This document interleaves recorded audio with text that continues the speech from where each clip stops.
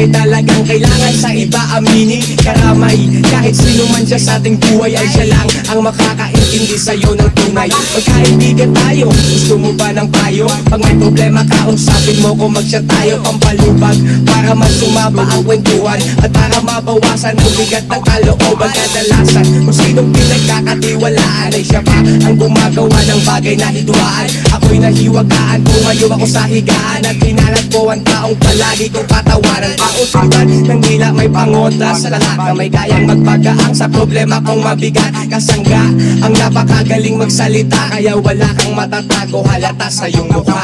O diba, kita naman na may dalang pasanin, yung bang pinagdadaanan may kasamang ama namin. Kaya ba magulo ang takbo ng buhay mo? Mayayaw kang pakawalan na laging nasa isip mo. Kung tingin mo, mas tamang tumahimik sa motibo, nasa iyo ang kasagutan kung gusto maging aktibo. Tara dito, mag-usap tayong dalawang masinsinan. Ano-ano ba ngayon sa buhay ang nararanasan? Pwede mo ko pagsabihan, ako'y kaibigan. Pareho lang tayo na dumaan sa kabiguan. Noong kasalukuyan nilalamon ng pag-asa, ang namumuo ay galit sa dibdib ko hindi kasya. Kaya ako nagpasya, mas mabuti kong malaman. At least kung may mangyari, alam ang kadahilanan. Kung lang sa mas kakilala, parehas na panlasa, na handang dumamay maglagay sa sugat mo ng gasa.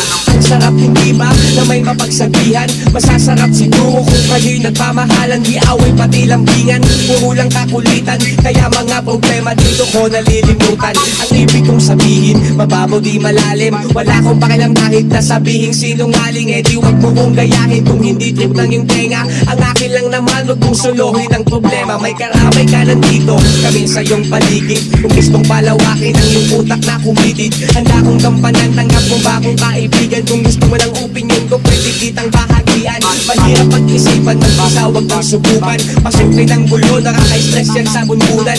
Ako ay kakwentuhan, katampuhan mo't karamay ang support. Ako'y buo kung kailangan mong umalalay. Ako